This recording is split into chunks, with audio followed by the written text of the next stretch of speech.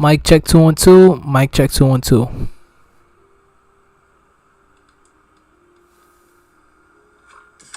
Mic check 212. Mic check 212. Beautiful. It's fixed. Okay. I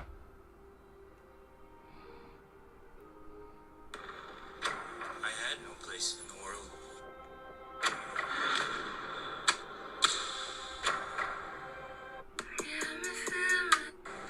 Why did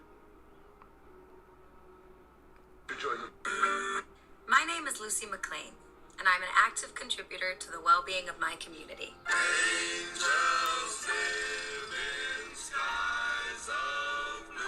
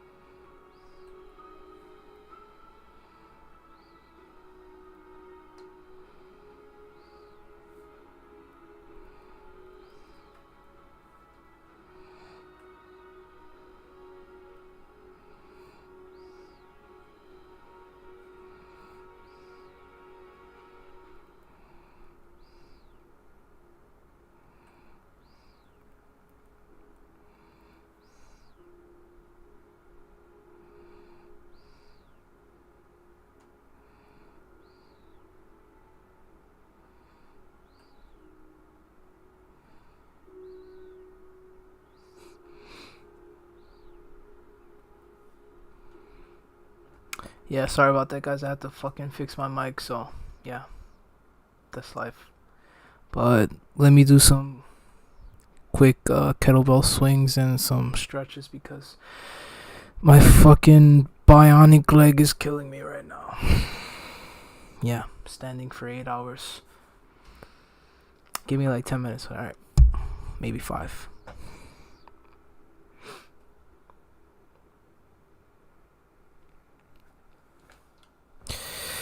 Until then, let's do this because this stream is boring if I don't have anything playing in the background. So,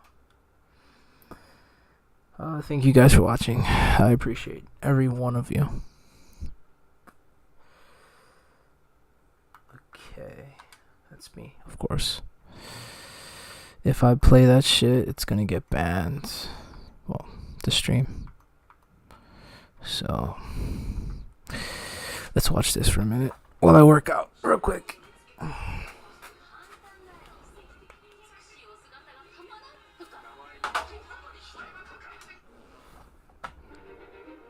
Welcome to Watch Mojo, and today we are celebrating the legendary saga that has captivated fans worldwide, Dragon Ball.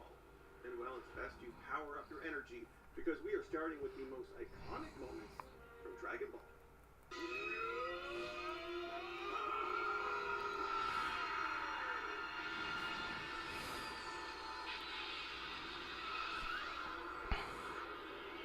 Welcome to Watch Mojo, and today we're counting down our picks for the most memorable scenes and moments from the Dragon Ball franchise.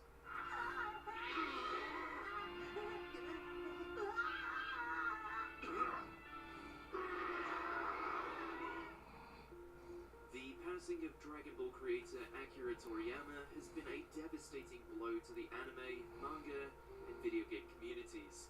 His impact on these mediums cannot be overstated, and without him, anime may not have the worldwide appeal it does to this day. From Dragon Ball to Dragon Quest, Dr. Slump to Chrono Trigger, his works will live on in the hearts of fans for eternity. Thank you, Akira Toriyama. My primary passion. Number 10, Goku defeats King Piccolo. Why did you join? Dragon Ball. I will never stop. Arguably the strongest foe that Goku faces as a child is King Piccolo. The wild Namekian battles the young fighter as his previous opponent Tien Shinhan watches. My name is Lucy McLean, and I'm an active contributor to the well-being of my community. However, after Goku proves surprisingly strong, Piccolo resorts to taking Tien hostage. This allows him to break or injure nearly all of Goku's limbs. We say nearly because Goku's right arm remains unharmed. King Piccolo is confident in his victory, but Goku manages to propel himself using a Kamehameha to punch straight through his opponents.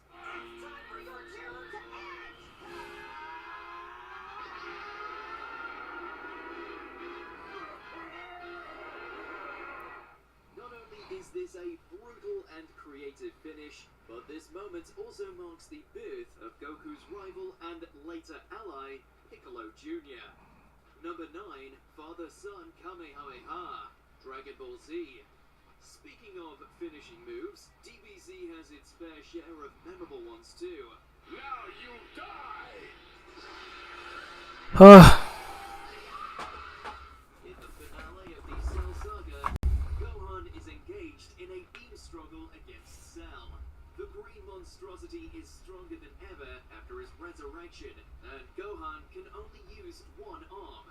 However, with some coaching from his late papa Goku, Gohan delivers a Kamehameha that overcomes Cell and vaporizes him for good.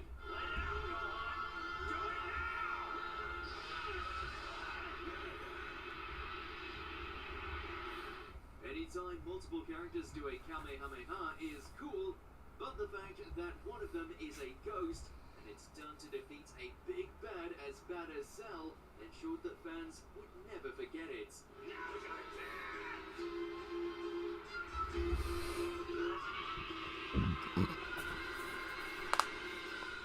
It left us hungry for more, enough to eat a horse in fact.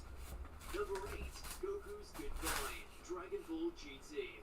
Look, GT gets a lot of flack, but we'll give it this, it knew how to do an ending.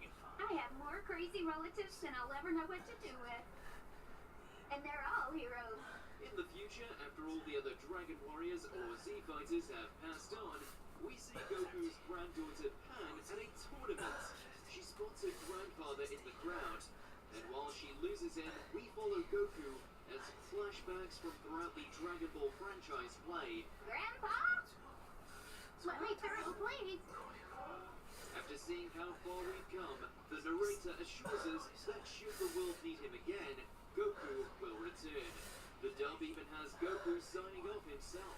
As he flies away on Nimbus, power pole in hand, the franchise has come full circle. While we did meet again, we couldn't hope for a more fitting ending than this one. Number 7, the first Kamehameha, Dragon Ball. In the annals of anime attacks, the Kamehameha is among the most iconic, which is why its debut all the way back in Dragon Ball remains close to fans' hearts. Goku and company call on Master Roshi to put out a fire on Fire Mountain.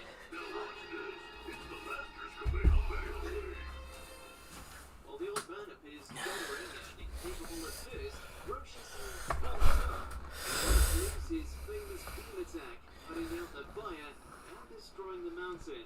Goku is quite impressed and decides to try it out for himself, managing it easily, and the rest is history.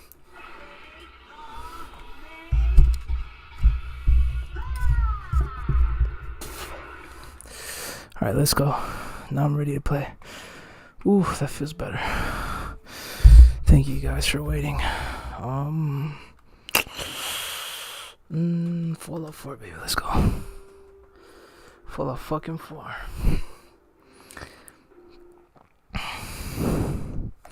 I need something to listen to while I do this. It's the boring shit.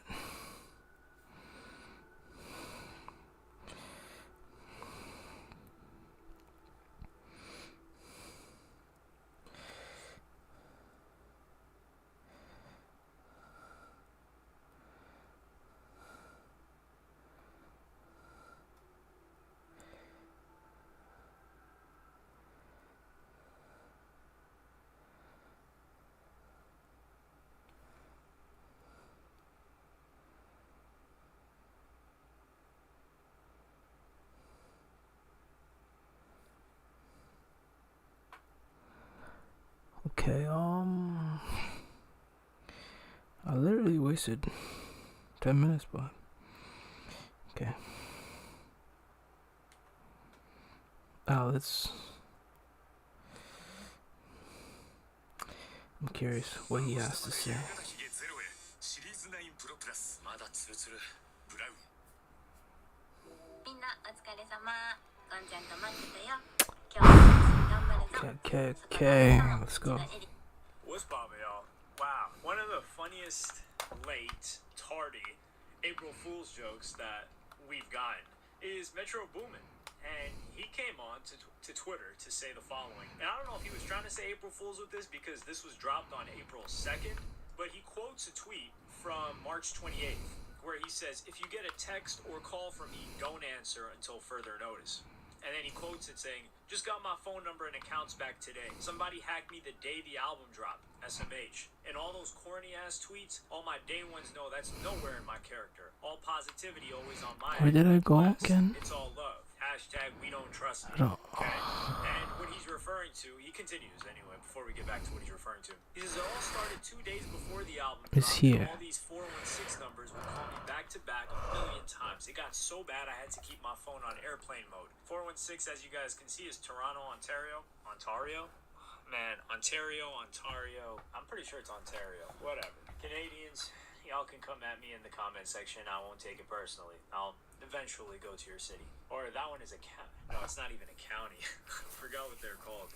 It's a province. Yes, that's what they're called. See, Canadians, I did some research on you guys. Anyway, so this happened 2 days before the album dropped. So did Drake send the cyber shooters?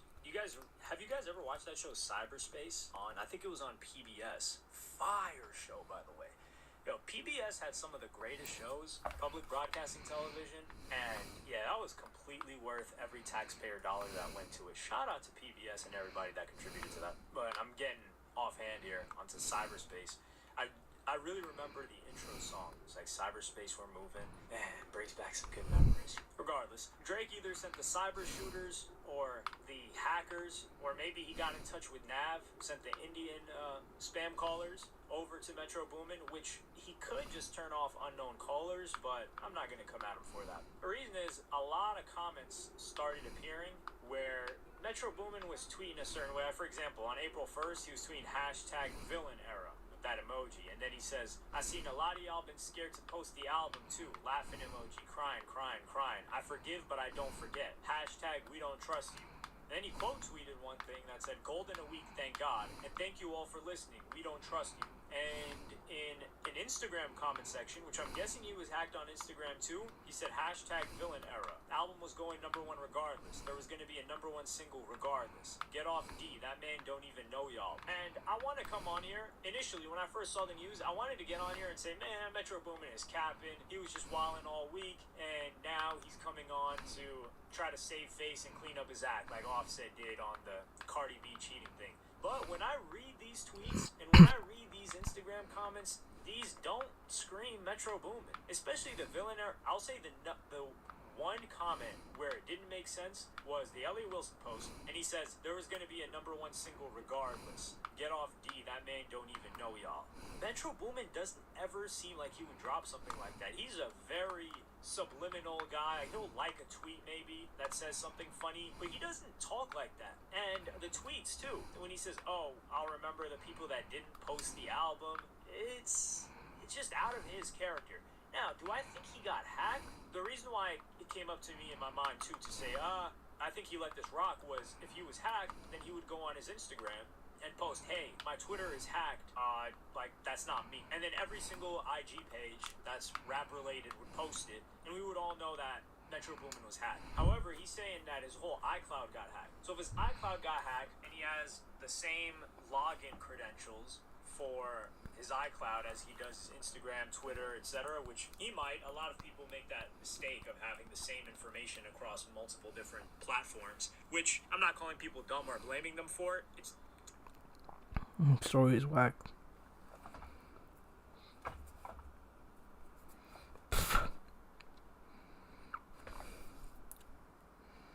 Let's do Scorpio shit. Alright, so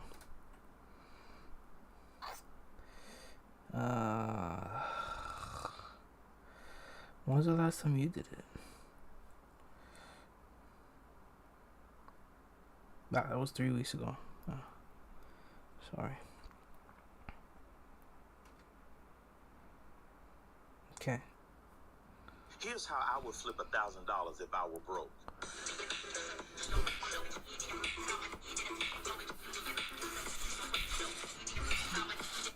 If you clicked onto this video, I do believe that you have been spiritually guided to do so. Before I begin all my recordings or my readings, I do ask Spirit Guide to bring in the right person to get the message that they're meant to be receiving. And yeah, you are. This is also a timeless reading, so whenever you do get it, you're meant to receive it. Okay, so first of all, we're going to take out some oracle cards here. Interestingly enough, we got the pathway. It's a bridge going over a river. So this is very significant. Whenever we see anything like a bridge crossing a river, it depends where you are on the bridge. If I actually look here, it looks to me like you've already crossed over to the other side. She's standing there sort of looking at the journey forward. So for some of you guys, there could have been some major changes that have taken place, or there could be major changes taking place pretty soon. Okay. Sometimes when we cross that bridge, we do burn the bridge when we cross it. So there's almost like an energy of no going back coming in here as well, which is interesting. It does say direction, purpose, and change. Okay, so this is very interesting. I kind of feel like I've got to tell you what I'm feeling again. I almost feel like when you cross over this bridge, there's going to be a complete new direction in your life, and almost like maybe connections that you've had or a part of your life that you've been living, I don't think it's going to be coming with you.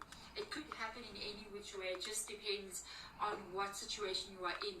It could be people that you leave behind. It could be, as an example, it could be something like maybe you were doing something very specific for a living, and then you have a new direction, maybe even a purpose, a new like sort of movement forward, and then that changes everything for you, and you are no longer doing what you used to do. You're doing something new, and you've got new goals in mind and new hopes and dreams sort of coming in here, new direction completely. So this is interesting. To me, I feel like it's pretty good. I'm noticing quite a lot coming from this card. I do notice that there is a staircase here leading up to the actual bridge. Okay. The staircase, to me, the moment that I actually saw it, it made me feel like it's been a bit of a journey. It's been a bit of a hard climb for you, or it's been a bit, or it could be that could be happening to you now. Almost like I'm trying to improve something, I'm trying to get something better happening, but the journey is not easy. Imagine climbing stairs, you know what I mean? It's not easy to climb stairs. And I see you still got a way to go as well. The journey ahead of you is still a little hill there. So it's an upward journey, but I feel like you are leaving some things behind, and you are definitely going to be having new direction coming in here. You've got a very interesting bunch of cards coming out. Let's take all the others out as well. So I don't have to keep on taking the deck over and over. Alright, so you've got a 5 of Wands coming in here. That is actually what I was feeling from the staircase that I was looking at. Okay, it's that 5 of Wands energy. Something is not easy here.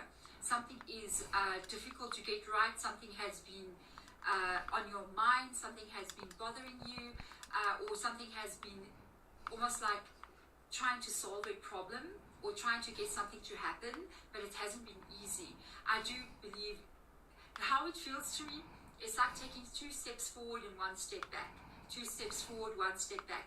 It's like you get growth that's happening, and then something goes wrong and you get pushed a little bit backwards. That's the kind of feeling that I'm getting from this card. We do have some amazing cards coming up here. We've got now a Knight, a King of Swords coming up. One of my favorite tarot cards is the King of Swords. It really is a card of a lot of logical thinking, a lot of planning, a lot of knowing in which direction you are going.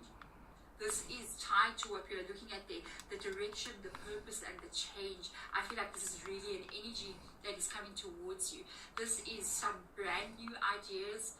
Also taking authority and control of your life comes in here because of the King of Swords. But I feel like you're really working towards something. And then we've got this beautiful 10 of Cups coming in here. Is this where you want to go? So this can be tied to any area of your life, but the main energy that comes through with the 10 of Cups is cooperation with those around you, is the emotions that you feel as you experience this life.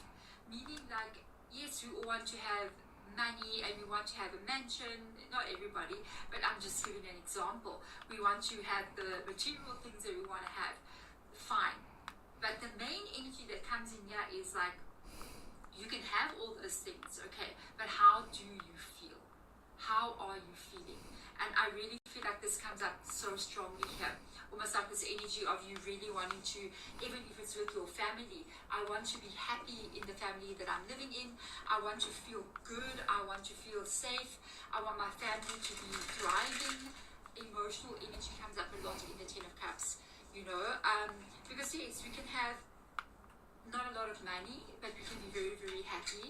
And at the same time, we can be very, very happy. And then the money can cause us to become unhappy because things are not really going the way we want. With the Ten of Cups, you really want to see all of that nicely balanced out. So I like what I'm seeing here. You know, we're not just looking at, I need to have this or I want to own this, but how do I feel in the life I'm living, which is really key. Because how you feel is actually what creates your reality. Okay, so the Hangman card comes up here about the Five of Wands, the Four of Cups, and the Six of Swords. Definitely wanting to improve things in your life here. The Hangman, aligning, clarifying your Five of Wands. This is definitely showing up here as a difficult journey. That staircase that I noticed going up there is definitely tied to something that's been a long time coming, or a long time that you've been dealing with the Five of Wands. Yes. So you've been literally hanging upside down in a very uncomfortable sort of position, waiting to see some kind of result take place, okay, which is actually, I think, about to happen for you. Okay, I just feel like it's been a bit of a while. Why I'm saying that is because I feel like you're giving up a little bit of hope here, almost with the Four of Cups coming in. It's almost like that is my daughter, okay, with her school bag rolling past. So if you hear the noise, apologies. With the Four of Cups here, I feel like there's almost like an energy of giving up. I'm giving up on this dream because I'm noticing things are not going well. I don't know how I'm going to get myself to be in this place. I think this is actually right around the corner for you. With this energy coming up here, we got that Ace of Cups coming in here. お出かけ昨日で会いたい日が同じから始まる恋タップル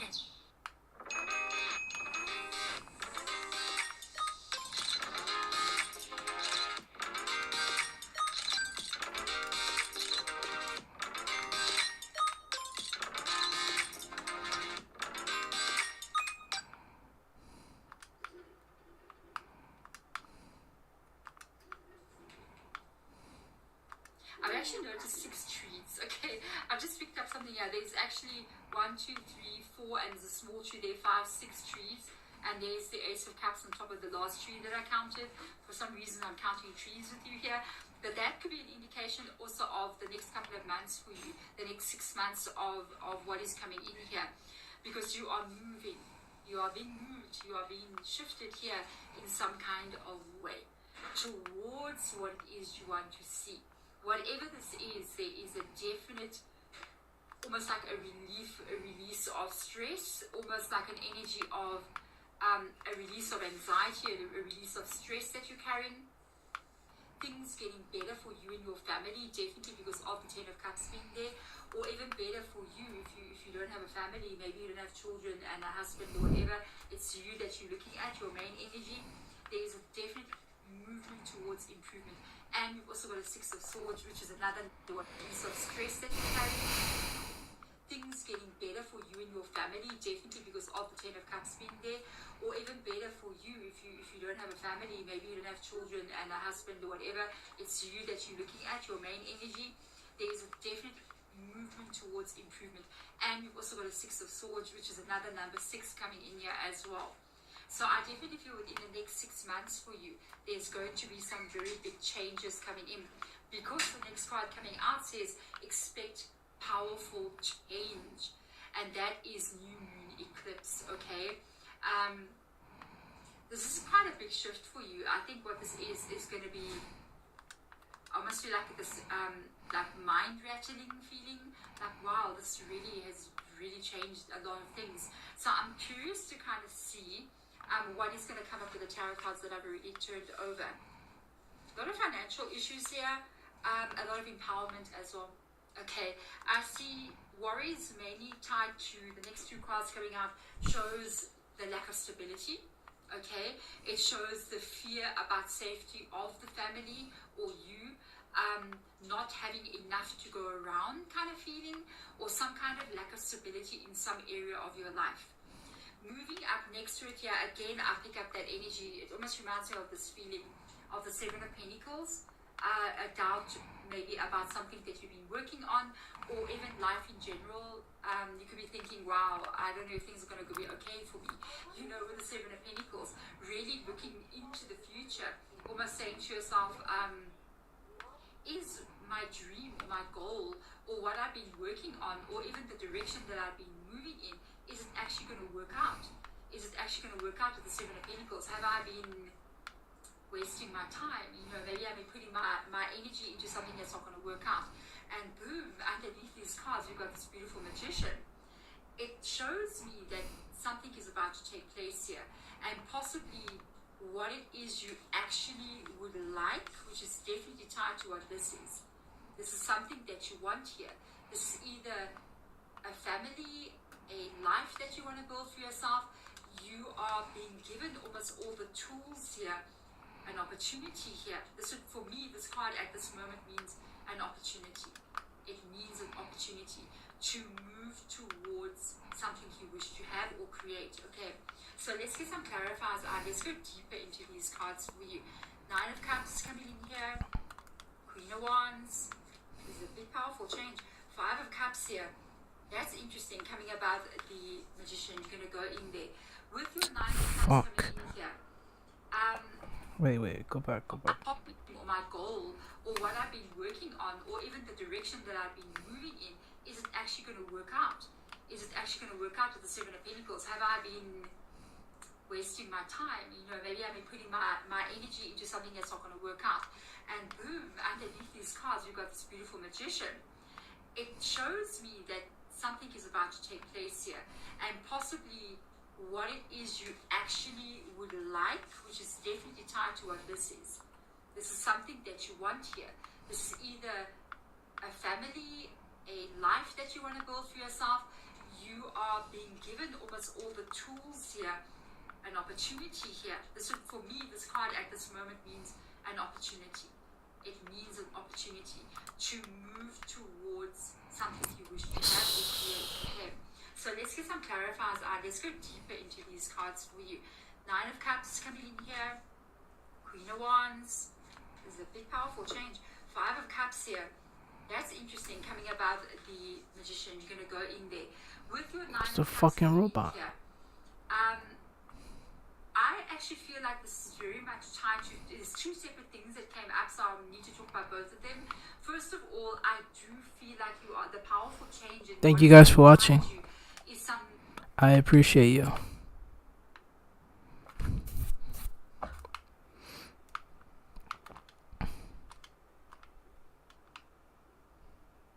Damn. very big shifts in your life. I feel like for some reason you are going to be doing a lot of the changes yourself. You're going to be moving forward on your own energy. I do feel like a lot of energy of you doing something alone, almost like I'm going to make this change, I'm going to move forward, I'm going to make changes in my life. And there's a lot of satisfaction that you're going to be getting when you start to notice that things are changing for you. This really does override the energy of the Four of Pentacles. A lot more confidence is coming in here for you. I see it in the next card as well. With regards to also why I feel like the insecurity energy comes in here, I do believe it is also tied to a feeling of not being able to create this reality. Almost like, when am I going to feel satisfied with my reality? When am I going to feel satisfied with the effort that I put in and get the results back? When am I going to be happy in the world that I'm in? And that's also one of the things that brings up the Four of Pentacles. It's really tied to what this powerful change is all about. you have to know, okay, first of all, to see a Queen of Wands coming up above the Seven of Pentacles. That's key. Because the Queen of Wands feels nothing like the Seven of Pentacles. They're total opposite energies. The Queen of Wands is almost the same kind of energy, not really the same, but it carries the same kind of feeling, okay, as the King of Swords. The King of Swords is pretty confident. The King of Swords knows what he's doing, where he's going, male or female energy, and what the path ahead looks like.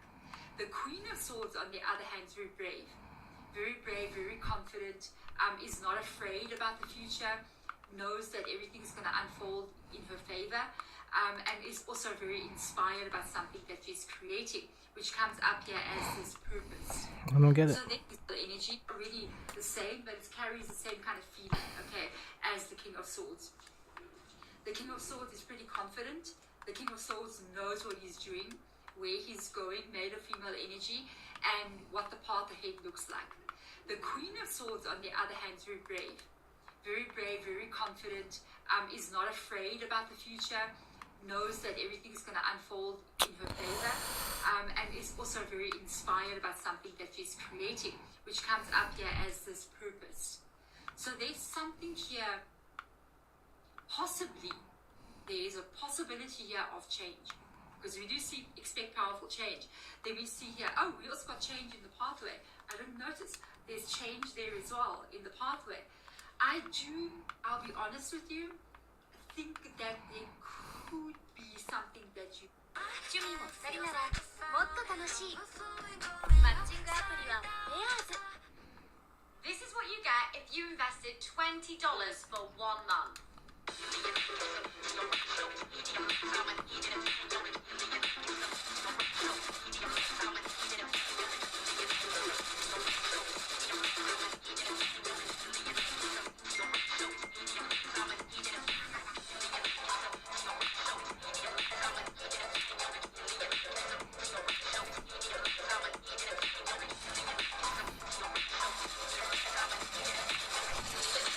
Let go of. I don't know what this is to you, to be honest with you, because first of all, if we have a look at these cards here, okay, we've got a 4 of Cups and we've got a 5 of Cups coming in here, and we've got this person, 2 people literally sitting, and they're looking at 3 cups there and they're looking at 3 cups here, and it's almost like there's something with regards to what those 3 cups are. So it can be something that you're trying to make happen, something that you've been holding on to. It can be a relationship, it can be a person, it can be a dream, it can be a direction that your life is taking. And behind in both of these people, we've got this Ace of Cups, something incoming. Then we've got the 2 of Cups showing up here, alignment, movement. In numerology, a 1 would be a beginning of something, and the 2 would be the balance of this forming in your life. Now you walk the path of what is coming in, and that's what I kind of feel like coming in here as well. It does come about the Magician card, so I do feel like there is something here, especially because we've got the pathway, crossing bridges over there. There is something that is going to be left behind, maybe something that's no longer working for you, something that's no longer making you happy, and there's a new direction you're moving into. I really do feel that. I don't know what this is, but it looks so good, because you got your Journey by Moonlight, Believe in Magic. So whatever this is, I feel like, wow, if this is the next 6 months for you, I feel like this is going to be one hell of a ride. It's going to be a big change in 6 months, I'll tell you that. The Believe in Magic energy, don't look at what can go wrong here. Really stick to what can go right, because also the Journey by Moonlight card does show an energy of, even with the new moon eclipse, okay, oh, and it's new moon eclipse, something new coming in as well, and it's eclipse. With the moonlight energy, you're in the night, so you're entering into a phase here. Even it's nighttime as well in this card, and you're kind of moving forward. You literally only got this moonlight to guide you, Journey by Moonlight, and the moonlight will signify what's going on with her. Okay, the Queen of Wands here. There's also a bit of, I don't know if that's the sun or the moon, but it just made me notice it. If she was walking in the night, that would be the moon guiding her way. The moon would be your hopes and dreams, your faith, your spirituality, what you believe can happen. I really feel like, believe that this change can actually be amazing for you. Okay, believe that it can be amazing for you. Let's see what's happening here with you. Wow. Hello, you are moving forward here. That's without a doubt. It's not been easy. That's what I can pick up on. It hasn't been easy. I picked it up immediately from the first card. When I noticed the staircase, I was like, okay, it's been a bit of a journey. There is something here in your life that has been very blocked. It has been held back. It's been a problem you've been dealing with for a long time. We see it happening here, but we also see it showing up again almost as a blockage or being stuck in some kind of way, in a situation full of thorns. Okay, those are thorns coming in there. And you've got this energy coming in. I think this is where you're going to be breaking something. You're going to be moving forward here. Maybe even solve a problem that you've had for so long and you thought you'll just be living with it for the rest of your life. No, you're actually about to break what that is. They are asking you here to please just keep doing what you're doing, moving forward. As long as you keep your wits about you, as long as you keep on doing what you're meant to be doing, okay, you are going to be just fine. I do see you've been dealing with quite a lot here, but stand your ground, keep moving forward, okay? Rapid change is upon you, okay? There you got your Chariot card, you got Cancer in your reading. This is a lot of movement. That is something that's happening where you are moving forward very unexpectedly and very quickly. Okay, let's get some. It's a very good card, okay? Because the Chariot card says no matter what difficulties you face, no matter what it is that you have to deal with, you know, you will be determined enough to keep going. Fuck, where's the robot? And that energy of keeping going is what's going to get you to your success. Yes, I do think something's changing. I see it here. You got fucking robot, where are you? Oh, you got the King of Swords twice in your reading. Okay, we got the King of Swords coming up twice in your reading. This is a very, very good sign. And we also have a Queen of Swords. Basically, these are not your favorite tarot cards coming out. Shit. Why are they my favorite tarot No, cards? not because this way. The Queen of Swords is looking at goals and dreams, a new direction, a pathway forward. She would be the Queen of Swords standing there. Okay, she would be the Queen of Swords. She's representing that. So she knows the next step to take. She knows what she wants, and she's going to take action in that direction. It aligns perfectly with the Chariot card. The King of Swords, on the other hand, has reached the top of the hill. The King of Swords is no longer traveling. He now stands on top, and he can see absolutely clearly. That's why the King of Swords is on top of the sword there. That's why he's there. You can see clearly exactly where he's going, what is happening around him, and he's moving in this direction. You're reaching some kind of big goal here, okay? I love the fact that the Queen of Swords is above the Seven of Wands, because it really shows me that keep your head about you, keep a clear head. That's air energy. Keep a clear head and keep planning and moving forward, okay? The King of Swords here, when you have this change upon you, you're going to know very, very clearly that this is your path, that is your direction, and anything that you were There you go. before, anything that you were not sure about before, needing to make some decisions, you will know you've made the absolute right decision in this energy, and you will also know exactly where you're going and what lies ahead of you, which is amazing. I choose see you one more time. Okay, I pick up this energy of cups coming in here. It does remind me of this, okay? There is something here with the Seven of Cups with regards to something that's in your past or something that you're going to let go of, a direction change, and it comes back to what this is here. Making decisions, making a new direction, thinking, what now? Where should I move on from here? And it's that thought, it's that new decision that you make, aligned with other changes that may be popping up around you. You may receive an unexpected opportunity. and then you're gonna have to think about it. You're gonna have to think like, what do I do? Do I keep on hoping that the direction that I'm currently in is gonna be okay, or do I just move forward here? What do I do? And I really, really think that you're gonna make a new decision, and this one new change that you make is gonna be what completely changes everything. There we go. Thank you so much, Scorpio, for being here. I hope this one helps and guides you as well. I will see you guys again in your next reading. Bye. 趣味が同じ筋トレで会ってみたらアウトドアの趣味まで同じでした。趣味でつながるならタップル。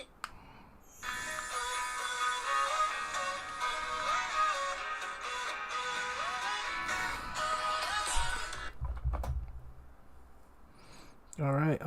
Let's see. Another tarot, because I want to fucking know. Sorry, guys.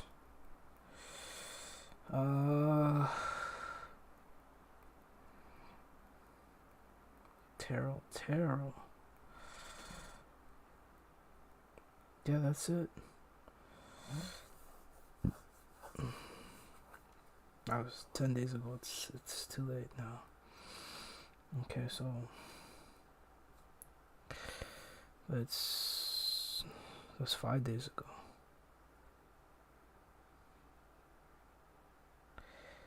All right, so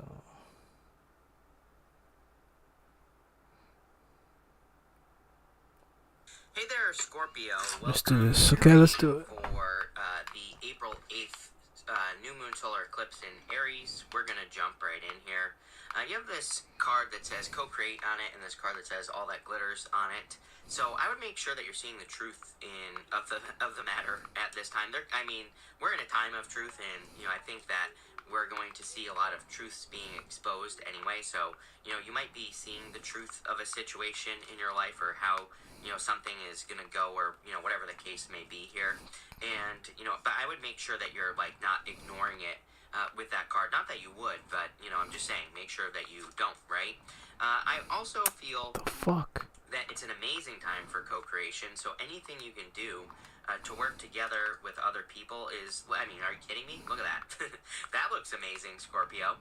Anything you do to work together with other people is going to lead to a lot of success. And again, we are in a time of co-creation. So anything that you can do. In co-creation, by the way, I like to remind people that it doesn't even mean that you have to work together with a person. Co-creation could say that you are putting something out into the world. Like if you're creative, or if you do YouTube videos or whatever, it's like when you put something out into the world, you are co-creating. You are putting energy out right there for people to take advantage of or to use in some way, and that is a form of co-creation. You have the Five of Cups here. The Five of Cups can represent regrets or sadness, but the Five of Cups says you need to turn around and be excited for what you do have, because that's how you get this bridge and this castle over here. So the Five of Cups can represent be grateful for what you do have. I always say that, to me, the fives have the easiest solutions in the tarot. So the Five of Cups can say that you're grieving the loss of something that you no longer enjoy. He's crying over these spilt cups, but he doesn't even enjoy it any longer. The story of the Five of Cups is that he lost his taste for wine, and he doesn't enjoy it anymore. So it's something that once brought him joy. So, I feel that for a lot of you, this is about releasing something that you need to let go of. And it could be anything. The Nine of Pentacles is a card of newness as well. Nines, on a very simple level, can just represent something new entering into your life, or discovering something new. And so this is your crossing energy. And the crossing energy can be what hurts you or helps you in a Celtic cross. But I kind of feel like there is something new that you could be working on that will kind of be bringing in a lot of success. But I feel like it needs more focus. This right here is a falcon, and she is training her focus. And so she needs to, coming up as crossing energy, it kind of says that you need to focus more on what you're doing. I almost feel maybe that's also the wrong word. I kind of get this feeling of efficiency. I'm pretty sure I've said this to you before, maybe even in your April monthly reading. I get something here about needing to make sure you're doing things that are actually working. And so if you're starting a business, a side hustle, or even a relationship or whatever, make sure you're focusing on the right things. This is also a card of gratitude and luxuries, so make sure that you are being grateful for what you have. Next, you have the Four Wands. The Four Wands is coming up in the area of your thoughts. The Four Wands can be marriage, of course. You could be thinking about a person, or you could be thinking about moving or like rushing towards a person here. It's weird. You got the Knight of Swords and the Knight of Wands coming out together. We'll talk about it in a minute. But you could be thinking about, a specific person here, and it could be a new person. And I feel like you're wondering. It's like you're thinking to yourself, is this just like lust, or am I moving too quickly? Because you have the Knight of Swords and the Knight of Wands. But then you go to the Ten of Pentacles. So again, if you have your eye on a person, this definitely could be someone that you will marry in the future. The Four of Wands is also a card of commitment, and I feel that for a lot of you, for you to have freedom in the future, I feel like you need to make 110% commitment to whatever it is that you're working on. So for those of you that are working on projects, businesses, side hustles, careers, like whatever it is you do, even if you're retired, I don't care if you knit all day, like whatever you're doing, I feel like you need to commit 110% with this Four of Wands. That's going to lead to more freedom. You have the Two of Pentacles in the area of your foundation. This is like work hard, play hard, but I kind of get something about time here, and I feel like you need to balance your time. And I'm having major deja vu as I say that. I kind of feel like I said this to you in your last reading. Something about time. I was getting something about time, or like how you use your time, or how much time you have during the day, and I kind of feel like this is saying your time, it's like, there are things you could do to improve your time. Is kind of what I get here with the Two of Pentacles, or there are things that you could do that would be a better use of your time. I'm not sure how to say that. That's kind of what I'm getting here for you, Scorpio. Is like there are things that you could do that would be a better use of your time. So make sure that you're keeping an eye on your time. I feel like, and by the way, like, being more efficient with your time, I think it'll increase your finances, make you more money. I mean, the list goes on and on here. You have the Chariot. The Chariot, of course, is a victory or success. So I do feel like there is a victory.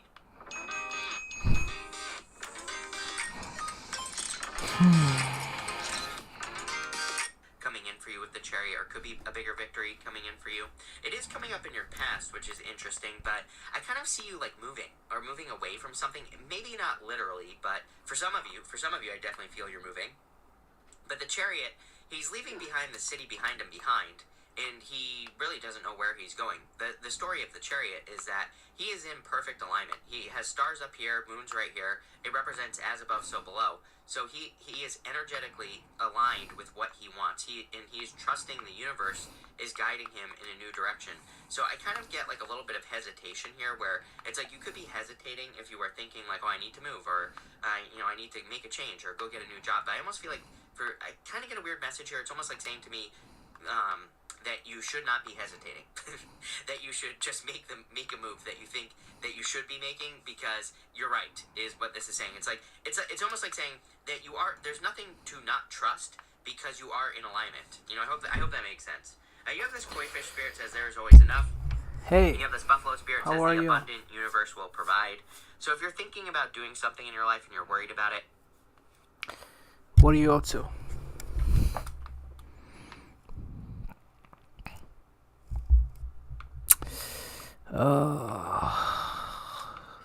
Damn. Ooh. Fuck. I forgot how boring this shit is. But if you guys talk to me, maybe I'm not so bored. Yeah, but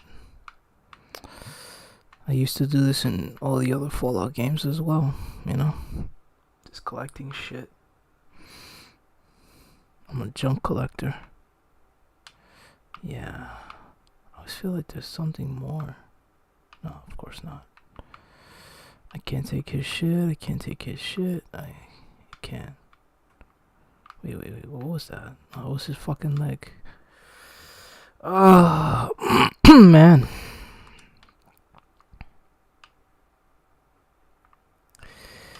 Yeah.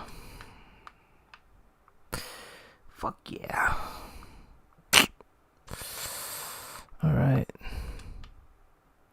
No. I'm almost done. Wow. That was fast.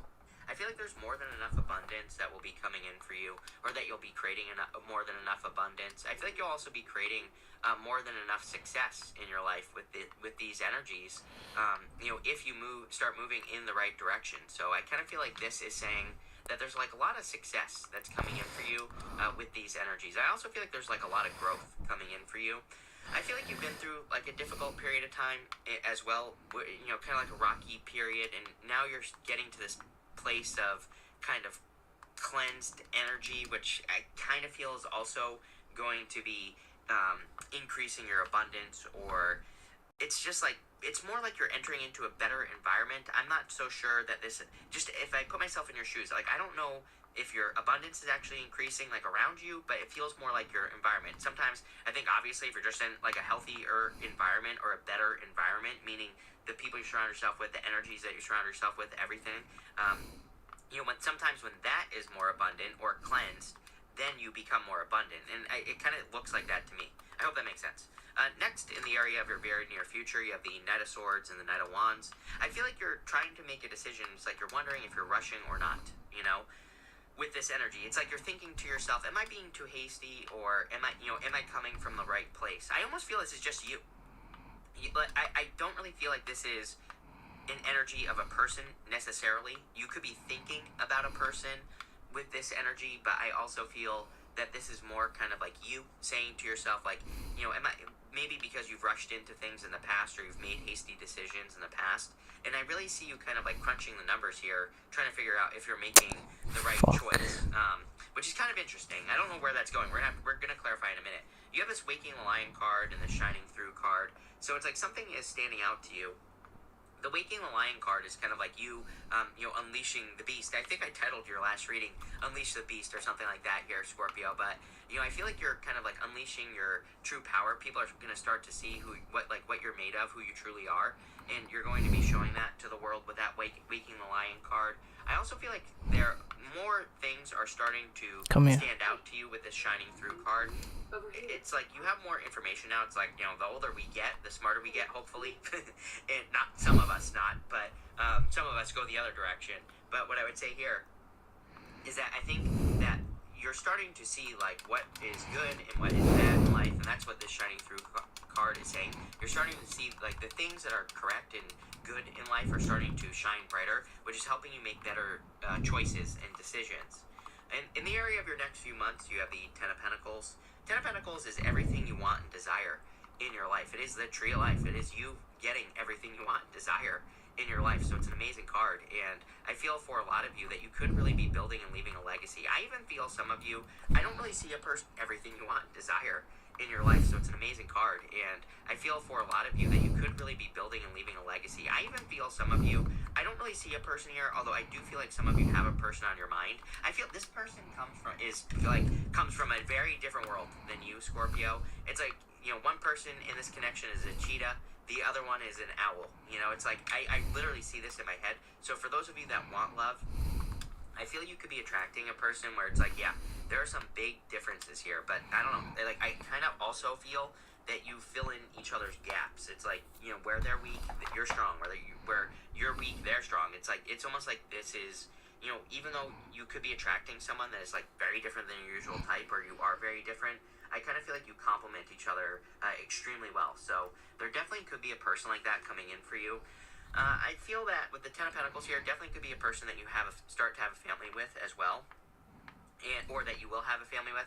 If you're moving, by the way, I feel that you will be meeting this person through a move. You know, if you're moving, or, you know, if you're changing jobs or something. I'm pretty sure I said this to you recently as well. So that's interesting. I also feel that you're just creating more success in life in general, even if you don't want love. And so I feel you're about to enter into a very successful time. You have the Queen of Wands in the area of your closest relationships. So I feel you're very attractive at this time as well. If you are looking for love, I would definitely put yourself out there with the Queen of Wands. The Queen of Wands is very bold and assertive, and she's also the card of seduction. It doesn't matter what gender you are. You know, again, I would just put yourself out there with the Queen of Wands. It's also just very good for relationships in general. So all relationships, you know, you could really be in this position of power. Next, in the area of your future feelings, you have the Two of Wands, getting ready to take the leap of faith.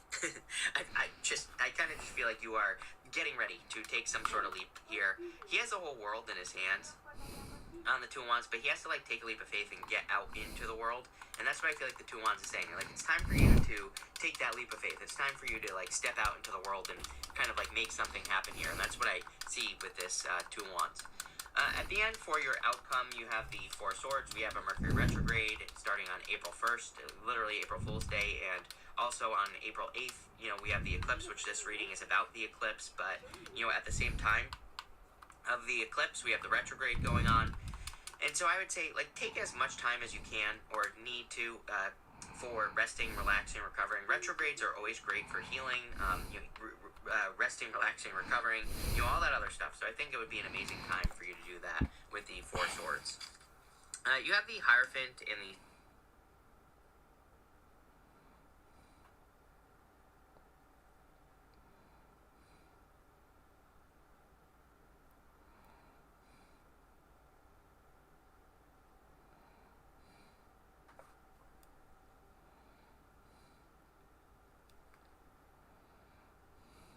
My name is Lucy McLean, and I'm an active contributor to the well-being of my community. Angels live in skies of blue.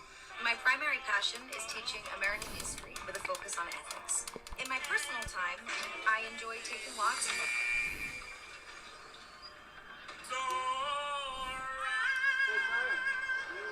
you tell me what's happened in the last 200 years? I thought all you Indians were dead. Okie dokie.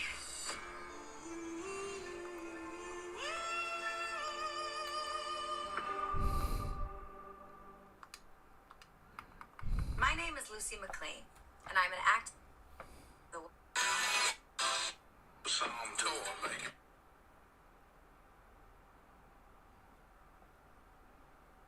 Six of Swords. The Hierophant is a card that could represent marriage or blessings coming in for you.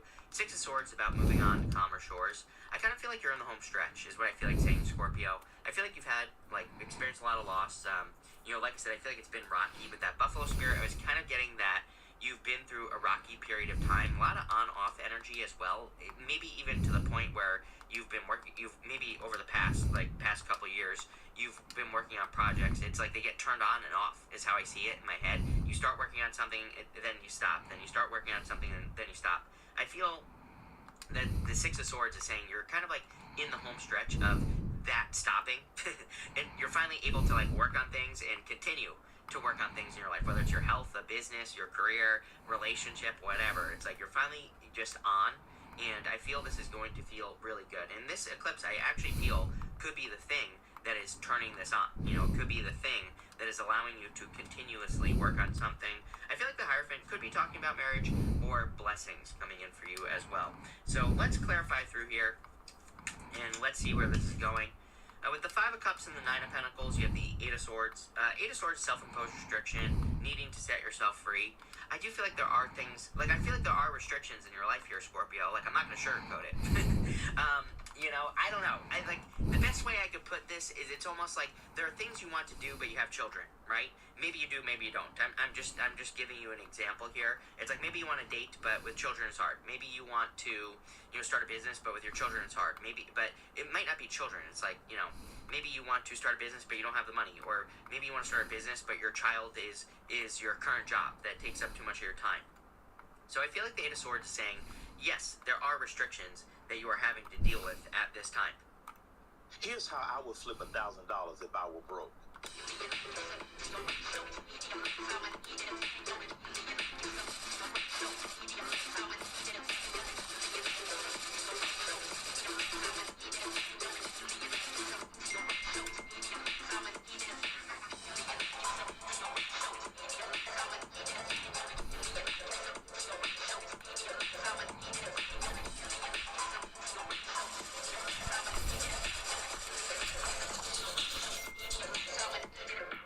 So let's see how we can kind of move past this. With the Four of Wands, you have the Nine of Cups. Nine of Cups is like wishes and wish fulfillment. So really good. Also, the whole entire reading really tells me that you are in proper alignment. The Chariot is a victory. The Nine of Cups is also...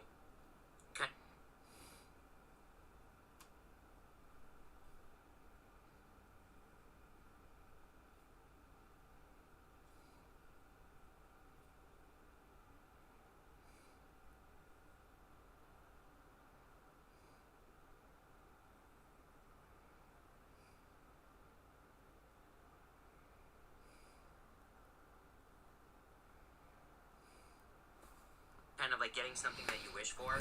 So I kind of do feel that there's a little bit of wish granted energy, but it's because you are in alignment with the things that you desire, which obviously is a good thing. With the Two of Pentacles, you have the Six of Cups. Again, I feel like you have to release something from the past for sure. Could be a person, could be a situation, whatever. Especially with that Five of Cups. The Six of Cups could also be children. The Six of Cups is also a turnaround. To me, the Six of Cups is kind of like a gift from the universe, and usually the gift we receive from the Six of Cups is obstacles being removed from our lives. So there definitely could be some sort of obstacle being removed from your life here. With the Chariot, you have the Ten of Wands. Could be a person, could be a situation, whatever. Especially with that Five of Cups. The Six of Cups could also be children. The Six of Cups is also a turnaround. To me, the Six of Cups is kind of like a gift from the universe, and usually the gift we receive from the Six of Cups is obstacles being removed from our lives. So there definitely could be some sort of obstacle being removed from your life here. With the Chariot, you have the Ten of Wands. Ten of Wands is about carrying a heavy burden. Again, kind of like... I don't get it. Kind of like getting something that you wish for. So I kind of do feel that there's a little bit of wish granted energy, but it's because you are in alignment with the things that you desire, which obviously is a good thing. With the Two of Pentacles, you have the Six of Cups. Again, I feel like you have to release something from the past for sure. Could be a person, could be a situation, whatever. Especially with that Five of Cups. The Six of Cups could also be children. The Six of Cups is also a turnaround. To me, the Six of Cups is kind of like a gift from the universe, and usually the gift we receive from the Six of Cups is obstacles being removed from our lives. So there definitely could be some sort of obstacle being removed from your life here.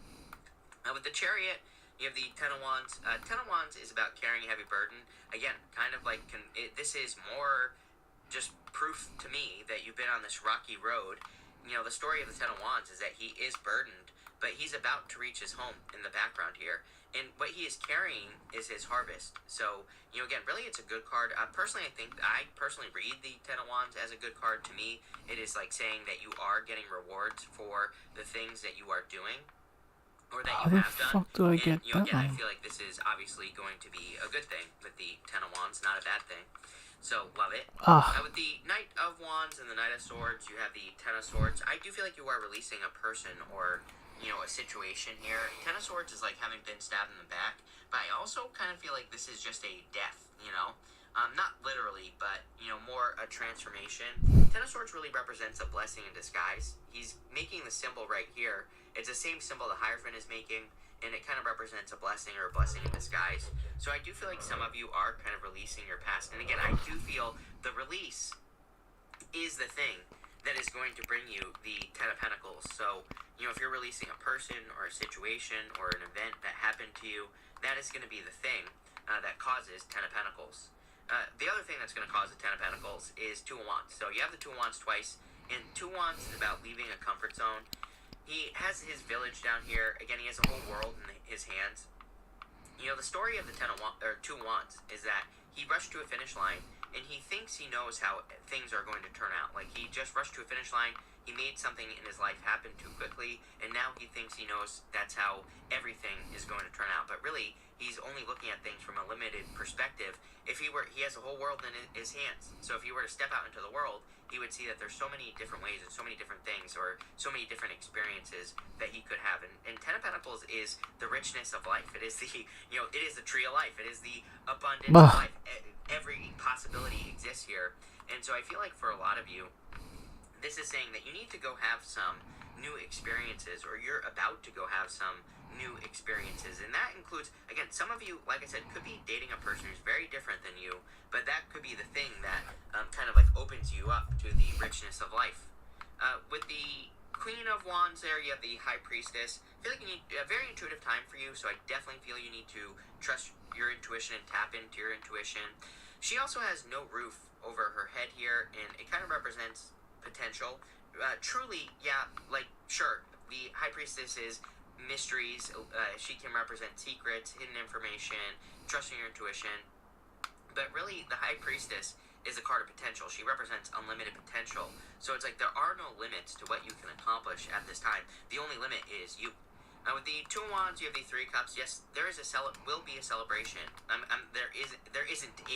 There will be a celebration if you leave a comfort zone. If you do something that you've never done before. I also feel like if you become more efficient, like I said, I would really be, for those of you working on projects and stuff, I would really be paying attention to like what's working, what's not working, and double down on the good stuff. With the Four of Swords, you have the Page of Wands. Page of Wands is about going on an event, like a new adventure. So I feel for a lot of you that you could be going on some sort of adventure here with the Page of Wands, and I feel like this adventure is going to be leading to a lot more success.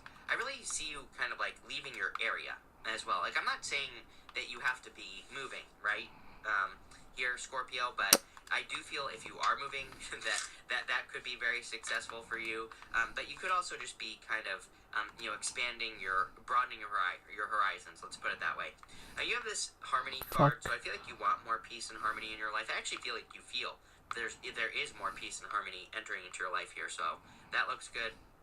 You have this Eccentricity card. I'm telling you right now, I really feel that you are attracting someone very different. It could be someone who is very eccentric, who lives life a different way or something like that, so that's standing out to me. I also feel like you need to embrace the things that make you unique and eccentric, and I think that will also, it's like you need to shine your inner light here. You have the Submission card, and this card is like the Eight of Swords. There's this bird here, and it's trapped in this cage, but that cage door is open. It basically says that you could be keeping yourself stuck in something that you don't need to keep yourself stuck in. So, again, I would definitely remove yourself from anything that you're feeling stuck in here with that Submission card. You have this Enterprise card. Yes, I feel it's an amazing time for money for you and earnings and business. So if you have a business or career, whatever you're working on, I feel that there is a lot of success for you in those areas of life right now. And so anything you can do to be enterprising would be a good idea. So like anything you do to like grow your business, to improve it, to expand it, that's what I'm talking about here with the Enterprise card. So I would work on all of that basically. And finally, you have this Convention card. Yep. Every single time, this is like the one thing that's going to keep you fixed, signed, stuck. not calling you out. Shit. I totally am. Convention is the way things have always been done. So whatever you're working on, or even in love, or business, or your career, so or close. your health, convention is the way things have always been done. So you have to break free from convention with this card. And this is a card that basically says there are many ways to do everything that you want to do in life, but if you're only seeing one way, then you're stuck. So I would be flexible at this time, but this is a really good reading. I like where this is going. I think that there's like abundance and success coming in for you here. So thank you for being here, and definitely enjoy your I need to stop listening to fucking tarot. Let's listen to some. What should I listen to? Something about Drake. Yeah. No, not Drake, but just something about Drake. No, what are you doing?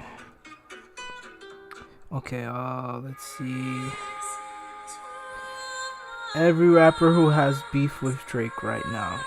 Right now, for the first time in decades, competition is driving hip-hop forward, and when it comes to the artist who seems to be at the center of all the beef brewing in the genre, nobody's catching more heat than Drake. Whether it's longtime friendships that have turned into bitter rivalries, or some of the best rappers alive coming at him in full force, so many of the most important players in the rap world have turned on Drake, and when you understand why, it's hard to even fault them.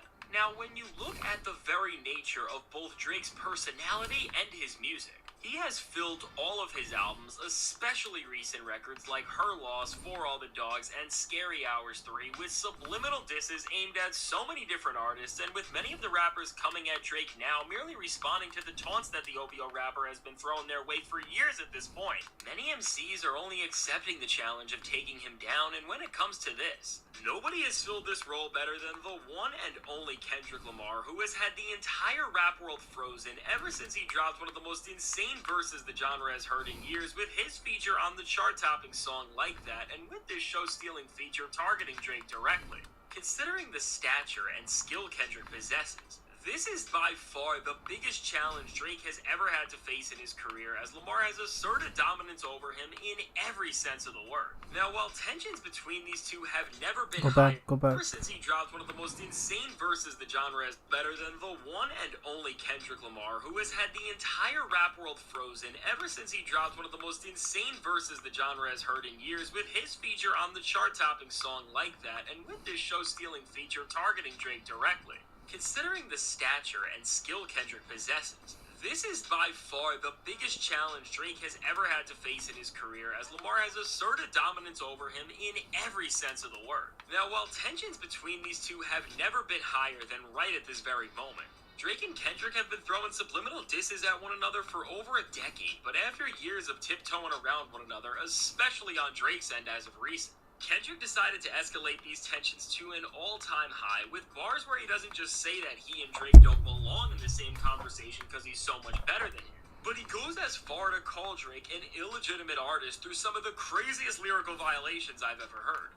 Now, as Like That has sat at the top of the Billboard Hot 100 for multiple weeks, the balls are really in Drake's court now to respond to Kendrick Lamar's career-altering challenge at this point, and while this Kendrick Lamar verse has put him in the middle of an entire battle with Drake, what's even crazier about this situation is that it was none other than one of Drake's closest collaborators in the past, in Future, who used the verse on his new album, We Don't Trust You, and despite how many number ones and legendary moments this once iconic duo racked up, right alongside Kendrick, Future stands as Drake's biggest rival, as he hasn't just turned on him, but he has caused what seems like the entire genre to follow in his footsteps. Now, when it comes to Future and Drake's beef, with it being subtly referenced by Future that the two's close friendship could have possibly been destroyed over a girl, while we don't actually fully know what has happened between the two, what we do know is that the tension between them goes all the way back to 2022, and specifically when Drake released Her Loss with 21 Savage. Although Future may have been the one to really put this beef in the center of the public eye,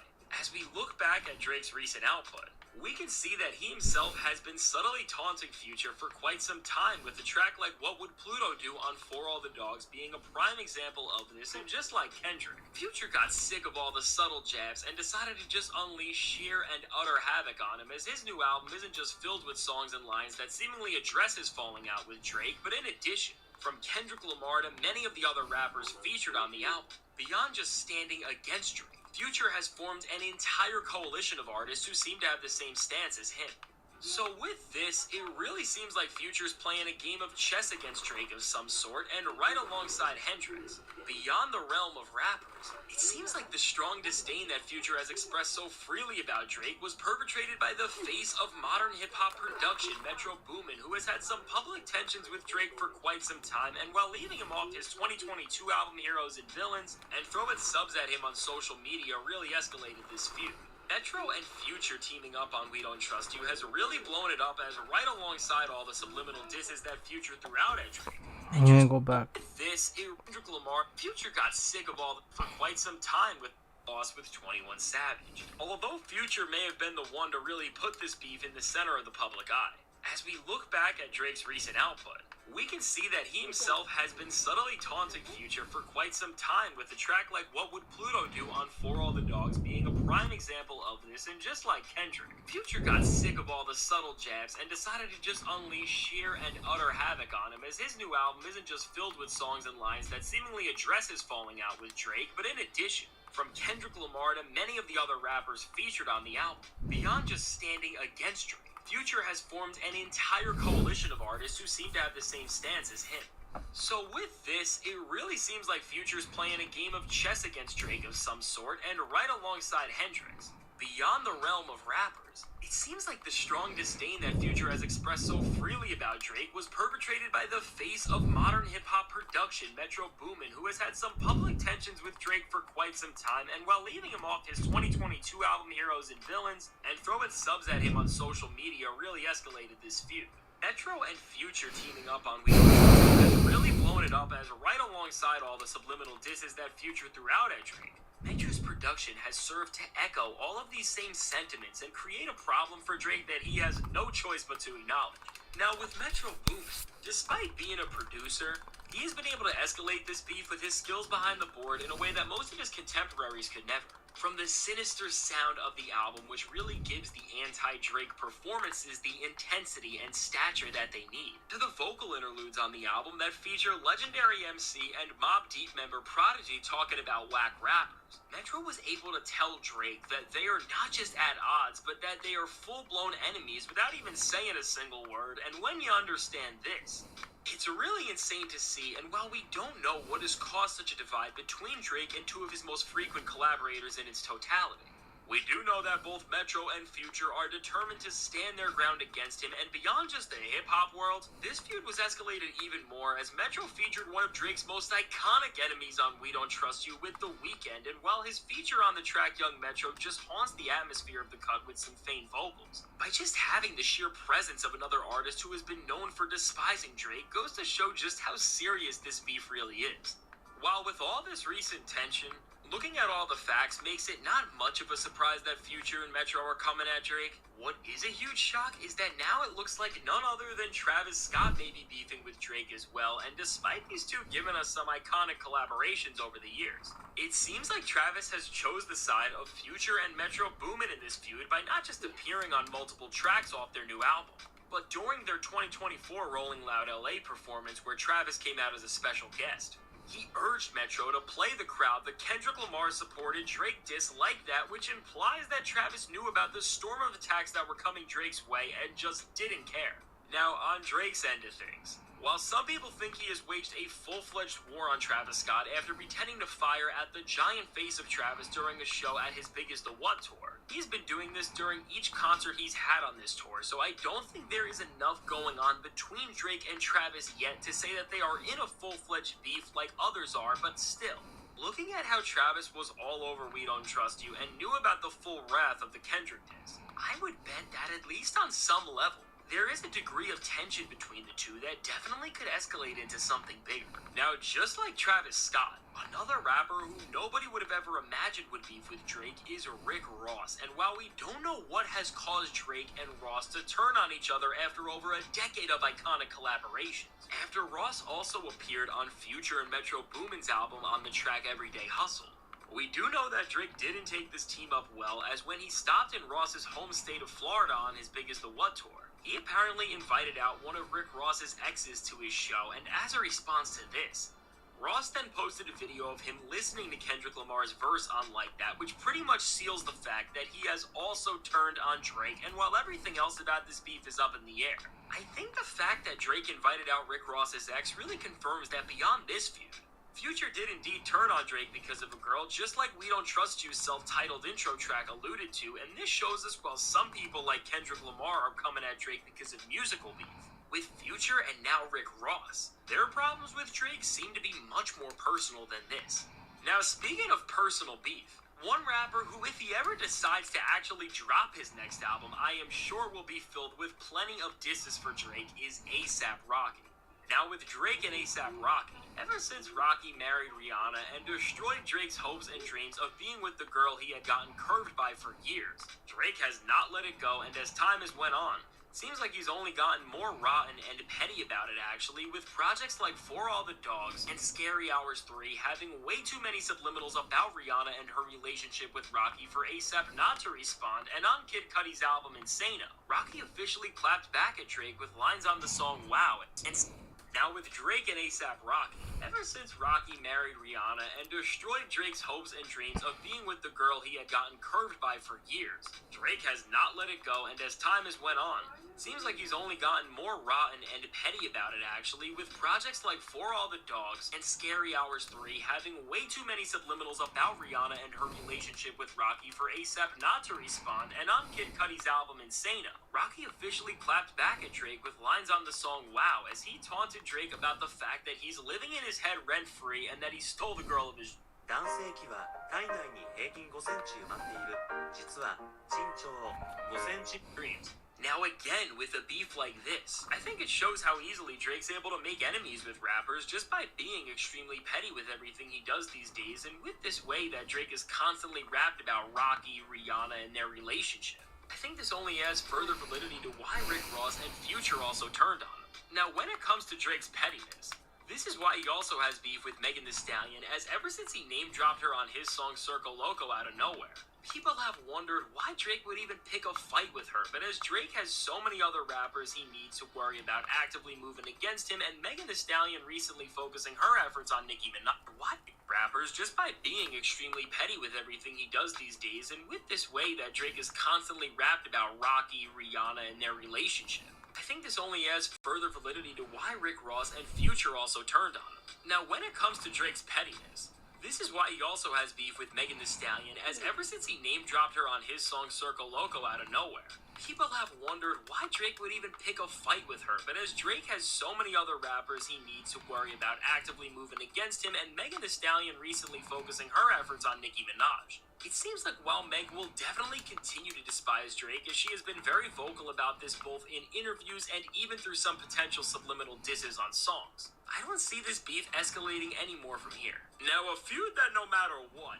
is going to exist for eternity is Drake versus Kanye West, and with these two, the beef's gotten so complicated at this point that you could make an entire series about it, but recently, despite everybody thinking that this beef was over when Ye and Drake made up and did an entire concert together, it was not, as Drake dissed him less than a year later on Her Loss, and following this, Drake threw even more shots at him on For All the Dogs and Scary Hours 3, and after all this, while Kanye West's latest album, Vultures, did not contain any direct lyrics or subliminals geared towards Drake, when the album's hit song Carnival went #1 on the Billboard Hot 100, Kanye cursed out Drake in a celebration post as he was seemingly livid at him for taking Lil Durk on tour during the height of the Vultures rollout, and then, following the release of Kendrick's verse on Like That, as everybody was debating about the big three, Kanye of course had to insert himself into the conversation, both calling out Kendrick Lamar, but more importantly Drake,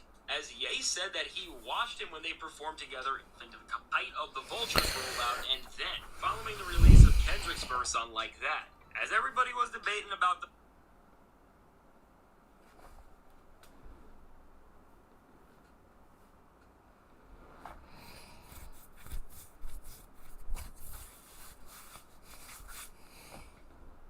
big three, Kanye of course had to insert himself into the conversation, both calling out Kendrick Lamar, but more importantly Drake, as Ye said that he watched him when they performed together in 2021, and I'm pretty sure eventually Drake will respond to Ye with another subliminal diss, as you could pretty much expect him to drop at least one on every album he releases, but at this point, this is all the beef is ever gonna be. Ye and Drake are just gonna keep going at each other in the most random ways possible, and I doubt that either of them would ever release a full-fledged diss track on the other, despite how interesting it would be to see them challenge each other's pen games. Now, as people wait for Drake to respond to anybody who's called him out, one of the reasons why many people, including myself, believe that he is hesitant to clap back at anyone challenging him is because of the absolute mayhem that Pusha T unleashed on him back in 2018 with the story of Adidon, and despite Push unanimously destroying Drake, for some reason, this beef has still raged on, and not on Push's end, but on Drake's, as on tracks like Jack Harlow's Churchill Downs and even his own Scary Hours 3 project,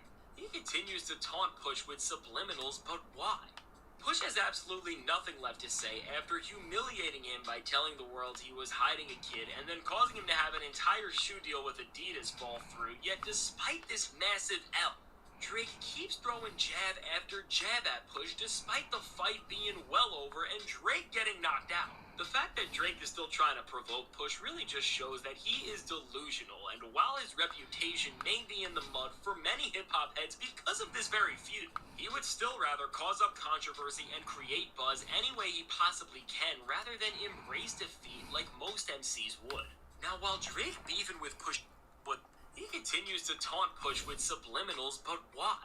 Push has absolutely nothing left to say after humiliating him by telling the world he was hiding a kid and then causing him to have an entire shoe deal with Adidas fall through, yet despite this massive L, Drake keeps throwing jab after jab at Push despite the fight being well over and Drake getting knocked out. The fact that Drake is still trying to provoke Push really just shows that he is delusional, and while his reputation may be in the mud for many hip-hop heads because of this very feud, he would still rather cause up controversy and create buzz any way he possibly can rather than embrace defeat like most MCs would. Now, while Drake beefing with Pusha T is still the most pathetic beef he has going on, when it comes to the strangest feud that Drake has brewing, it is with none other than his fellow Toronto native Nav, who seemingly unfollowed Drake after the release of Metro Boomin and Future's We Don't Trust You, which may be seen as Nav taking the side of Metro Boomin, who he did release an entire collab album with in the past.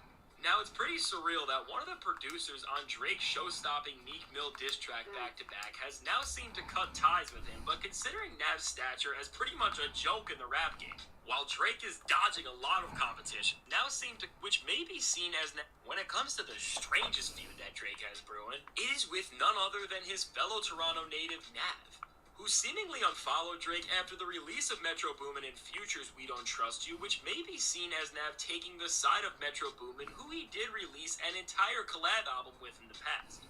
Now, it's pretty surreal that one of the producers on Drake's show-stopping Meek Mill diss track back-to-back has now seemed to cut ties with him, but considering Nav's stature as pretty much a joke in the rap game, while Drake is dodging a lot of competition, he's already clapped back at his fellow Toronto native with an Instagram post that's caption featured some lyrics from his track Turks, and while if Drake replies back to any of his other competition with some Instagram captions, it would be pretty pathetic. Considering Nav started this beef on social media, it only makes sense that Drake would continue the absolutely least threatening feud he's in there as well, and with all that, you can see that Drake has more rappers than ever challenging him, and while some may write this off and say that this is simply a product of Drake being at the top of the rap game, when you look at why everyone has sided against him, you see that this is not the case. Whether it's Drake taunting rappers who the entire culture knows are way more skilled than him, or it's Drake's own pettiness and selfishness destroying some of his most cherished relationships in the industry. When you look at why everyone from Kendrick Lamar and Future to Kanye West and A$AP Rocky are all at odds with the OVO rapper, at the end of the day, it's because of the ridiculous way that he conducts himself, his music, and his brand, without making fun of genuine creatives for taking time off to say something meaningful in their music, throwing out unwarranted subliminals just to create buzz, and whining about the girls you lost out on. The very formula Drake relies on to make hit album after hit album would crumble, and at this point, all you could say about the position Drake is in is that he has traded any ounce of respect that his peers had for him in exchange to do the one thing only that it seems like he cares about: sell records. So as what feels like the entire rap game moves against Drake, despite whatever problems put these beefs into motion in the first place, he does have a chance to disprove anything his rivals or the culture as a whole is saying about him, but as he has yet to clap back at anyone aside from Nav of all people, all we can do is sit and wait and see what happens as his image is being tested like it never was before. So now, let me ask you, do you think Drake deserves to be in all of the feuds that he's in, or do you think these rappers are just jealous of his greatness? Leave a comment below and let me know, and if you want to see what rappers dropped the best albums between Kendrick Lamar and Drake during the height of their careers in the 2010s, check out the suggested video.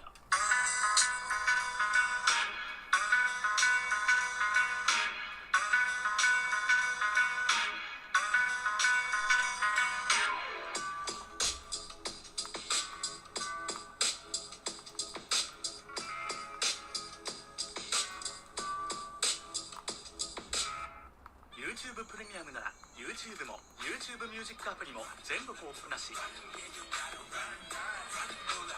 動画も音楽専用アプリもノンストップ。 YouTube プレミアムサブスク1つで2つのアプリを1ヶ月無料体験。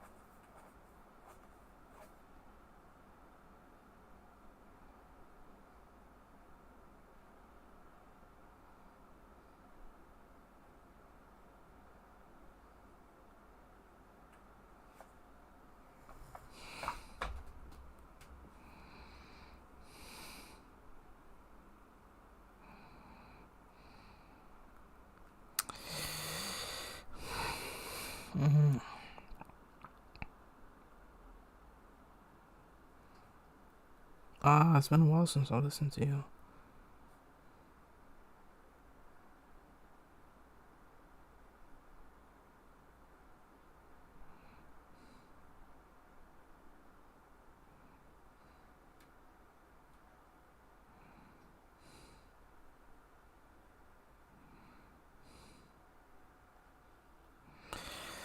don't know.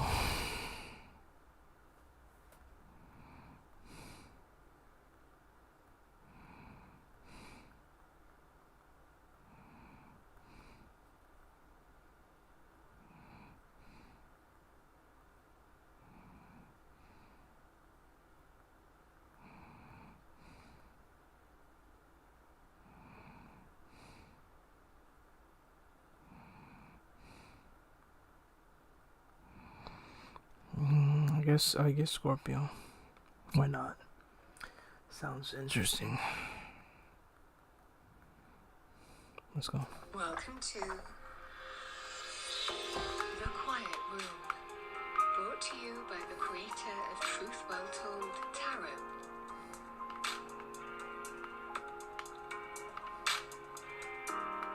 Your space for relaxing music, meditation, and sleep enhancement. Join me on my new channel. I'll leave all the details below. The Quiet Room.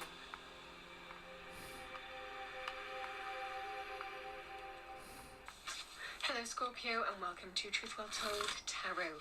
This is Andrea and I'm here to do your first half of April 2024 tarot reading for the sign of Scorpio, Sun, Moon, Rising in Venus, so I hope you're well. As always, the reading won't be for everyone. Take what resonates for you. So we have number 2, Yin. Yin is quite receptive energy, being open. Let's see what we have with that.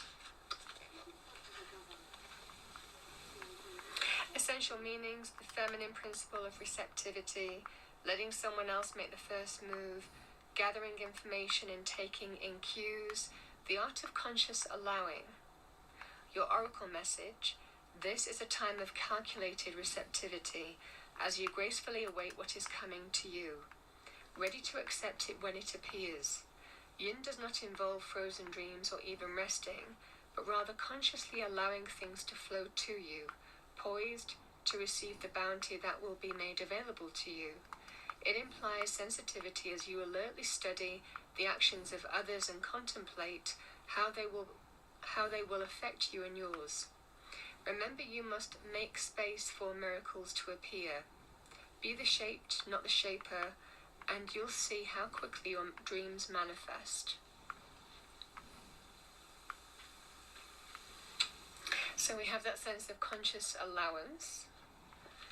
Let's see what we have with that. I'm going to pull you a crystal angel card. What do we have for Scorpio? Thank you.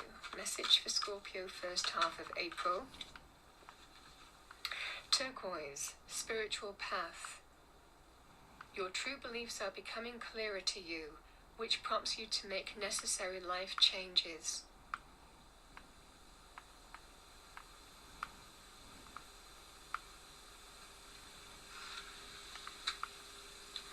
I'm going to pull you a number card. Let's see what we have for you. What do we have for Scorpio? Thank you. Angel Spirits Guides, first half. We have completion, number 9. So there could be something completing, or you could be dealing with some kind of completion.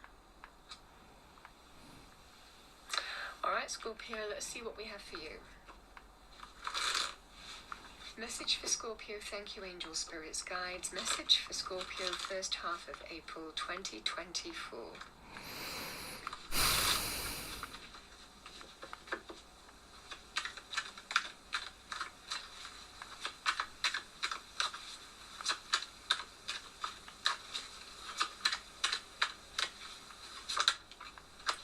So, in the immediate past, we have the 7 of Cups, Scorpio energy.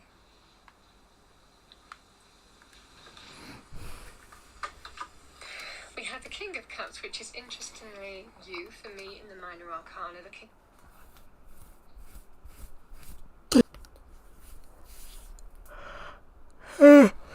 I should just access local login catalog. Notes the boy showing 6 daily back to the Institute of Payment receiving new orders to track down the renegade, get reinforcements, cleared out and secured Fort Hagen. We move out soon. And that's it.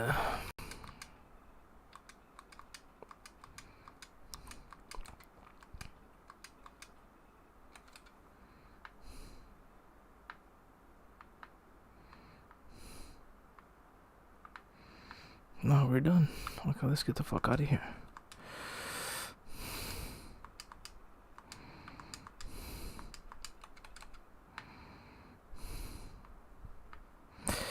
Alright, let's get the fuck out of here. Okay, so it's this way. Let's go. I'm done, finally. Let's get out. Cups would be associated with the sign of Scorpio. Can be generally Scorpio, Cancer, Pisces, but you know, this would generally be Scorpio for me, male or female.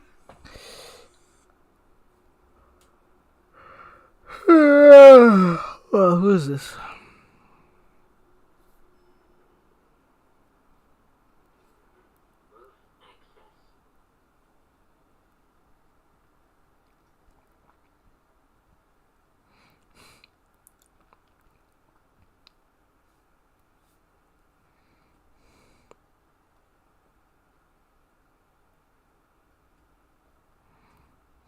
Okay. Let's see.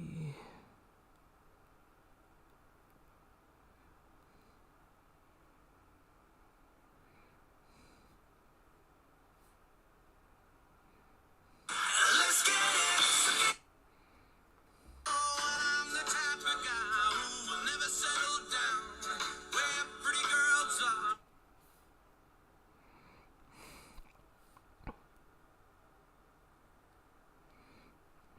Okay, no, that's wrong. Oh, yeah. It's here. Sorry, guys.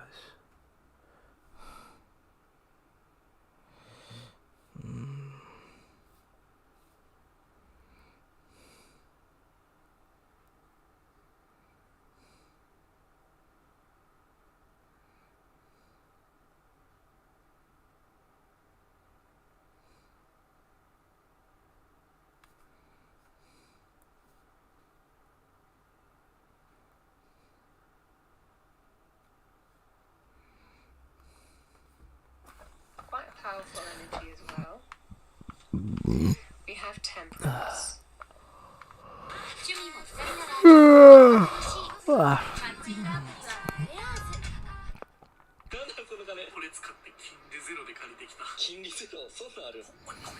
I did it. Pretty much.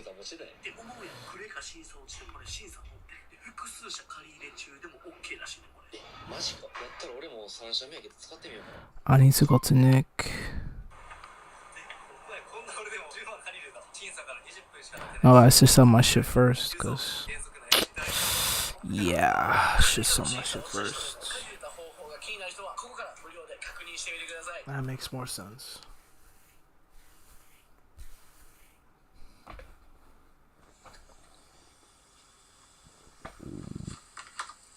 Page of Pentacles. And we have the Five of Wands.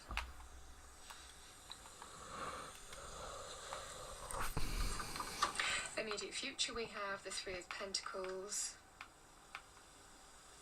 Bottom two cards, we have the Queen of Swords, Libra, Aquarius, Gemini, male or female, or the energy of the card being in truth about being decisive. And the Hermit.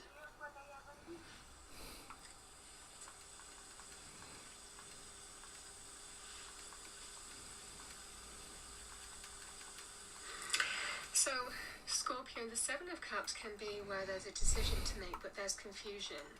And generally the confusion comes from because emotions are involved. It can sometimes be when we're looking at options and deciding which way do I go.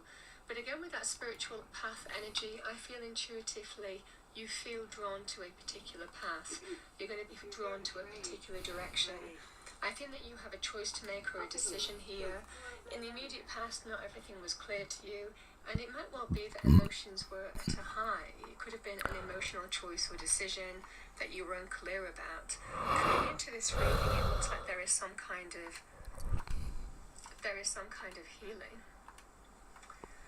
that's been asked of you, and this is where you're kind of wondering which way you can go, whether you can heal, whether there's the possibility of that, or are you looking at your options and and considering how you move forward. This could well be to do with whether you you're open to be receptive to maybe forgive and heal somebody, or it could be a party as well. Five of Wands can be a group of people, could be a group of friends. It could be a group of people. Again, it could be a community thing, could be a social group thing, could be a project thing. It can also be in terms of family, love, romance, in terms of conflict, fallouts, disagreements, not fitting on the same page. Generally, there's some kind of fundamental issue that you've fallen out on, that you're absolutely not agreeing on, that you're absolutely at odds with the other party for, because again, it looks like some kind of healing is required here.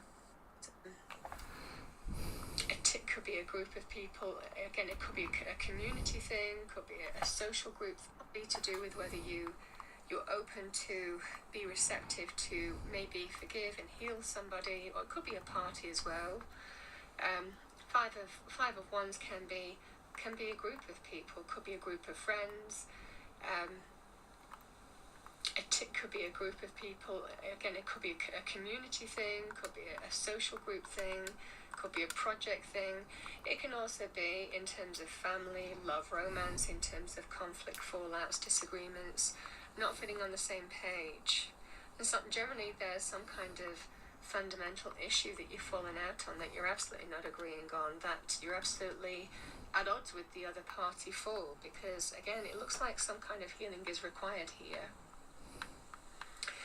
And Temperance is, it can be about, can we find a way to make it work? Can we find a way to heal? Can we find a way to, bring things into alignment once more? But I think that this is about choices from the heart. You're going to be powerfully intuitive in terms of how you rise above a situation here, Scorpio. And this is what I'm seeing for you here. For some of you, it could be with a young person. Again, the Page of Pentacles can be a child or a young person. It can also be to do with planting new seeds, starting over. Likely, again, whatever this other party is, this is an opportunity to heal. Is there a way to heal? Is there a way to build bridges and mend fences? Start over. And on a solid footing, generally, with the Page of Pentacles, it could well be that there's practical considerations as well.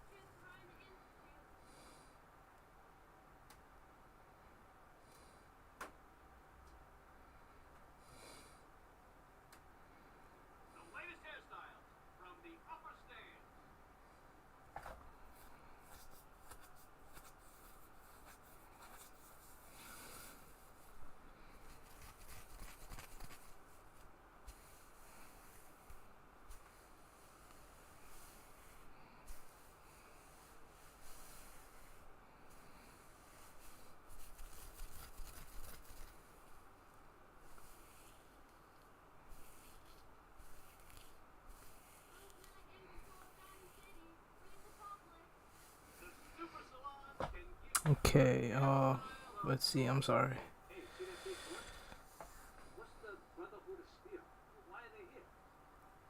In terms of how you do that. In the near future here, Scorpio, again, the Three of Pentacles is certainly wanting to find a way to rebuild, finding a way to, again, literally build bridges, mend fences, even build a new solid foundation with another party.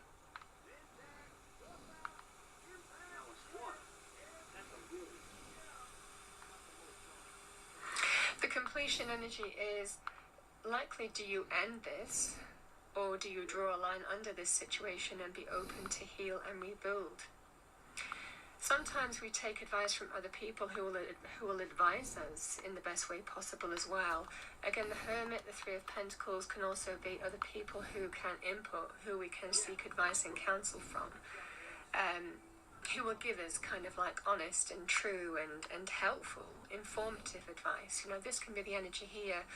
So again, the hermit can be very powerful in terms of a sage, somebody who will give you counsel, somebody who will give you, you know, the fuck am I some supposed to kind go? of wise counsel here.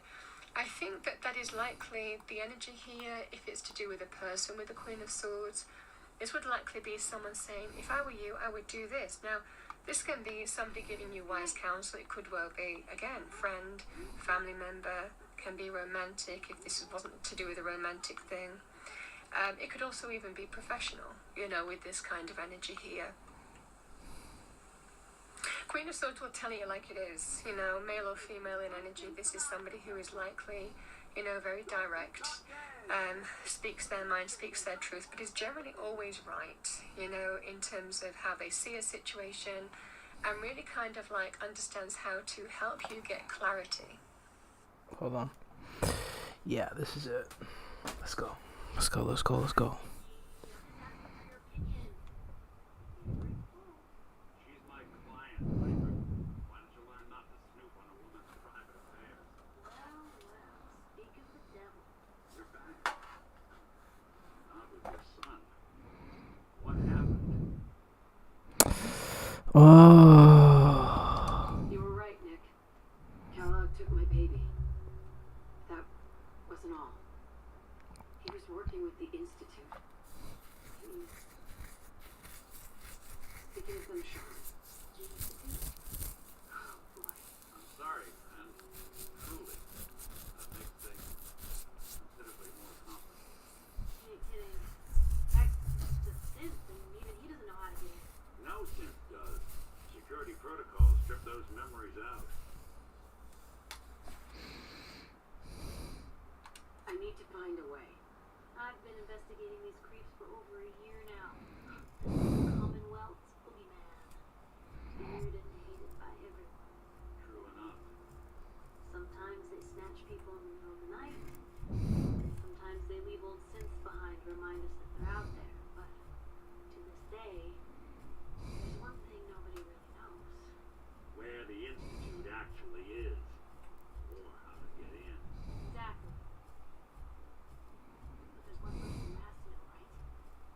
The guy who just answered Sean. Kellogg. Huh. Whatever you're thinking, it doesn't matter. He's dead. Yeah. Figures the Institute's only man on the outside wouldn't be the type to be taken alive.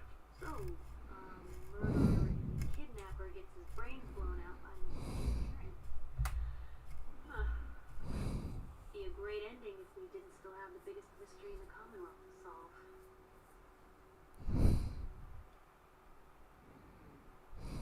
Doesn't matter what he knew. I'd kill him again in a heartbeat. Gets his brains blown out. Huh. Brains. You know, we may not need the man at all. You're talking crazy here, Nick. Got a fall from the old subroutine? Look, there's a place in Good Neighbor called the Memory Den. Relive the past moments in your mind as clear as the day they happened. If anyone could get a dead brain to sing, it'll be Dr. Amari, the mind behind the memories. Who's this Dr. Amari? I'll let her give you her life story in person. Let's stay focused. Guess we're gonna need a piece of Kellogg's brain. Enough data to bring to Amari and find out if this is going to work. Jesus, Nick. Gross. Seriously? I know it's grisly, but what choice do we have? We got no leads, nothing. That old Merc's brain just might have all the secrets we need to know. Actually, I think we already have something. Kellogg had this thing attached to his head. Cybernetics, huh? We may have just won the lottery. Whether we're riding this crazy brain train or not, we can't all go running across the Commonwealth, so who's coming with you? I have to go to the Memory Den either way. I'm going to introduce you to Amari. If you want to head there together, just say so. I already have some more. I'll meet you there, Nick. All right. See you at the den. Don't worry. We're gonna get your boy back. Just a few more steps. Well, you two are out. I'm gonna do some more research. I'll be at the public. And by the way, at some point, you owe me an interview. I want to hear how this whole story got started. Piper. Heading my way?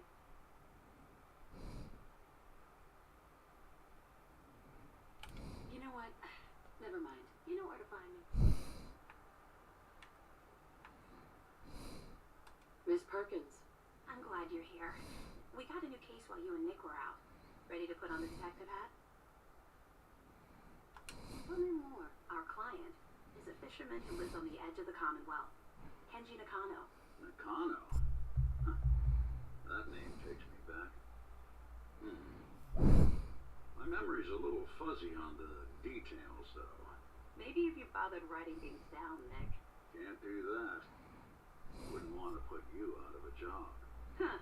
I'll remember that the next time you need me to console a hysterical client. Mr. Nakano didn't leave many details. Said he'd go over everything when you need him. But if you want my guess, missing person case. Guy had a worried look a mile long. I'll go check it out. Thanks, Ellie. The Nakano residence is up in the northeast, near the coast. A small fishing house. He said that he and his wife will be waiting for you.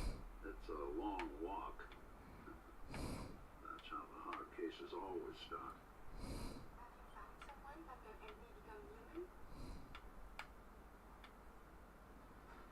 Any idea where I can find someone? We need someone who is fully trained as a novel shooter and well-versed with machine-human interfaces. It is no easy thing, but surely someone qualifies?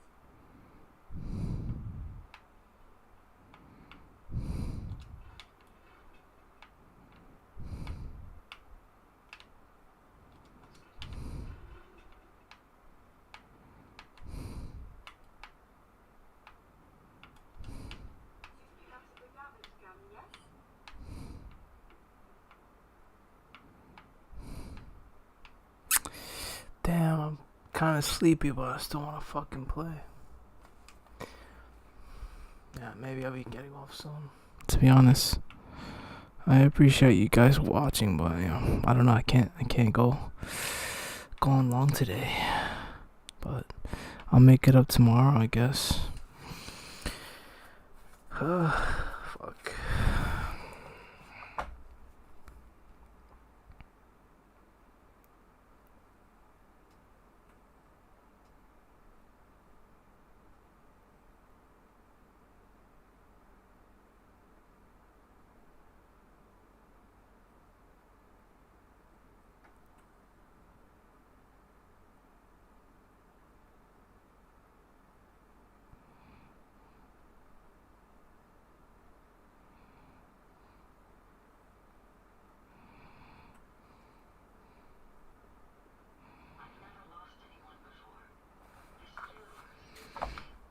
Okay, let's see.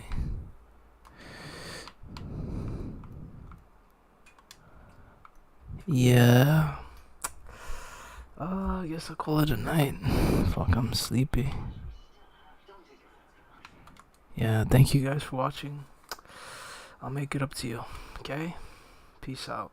I promise.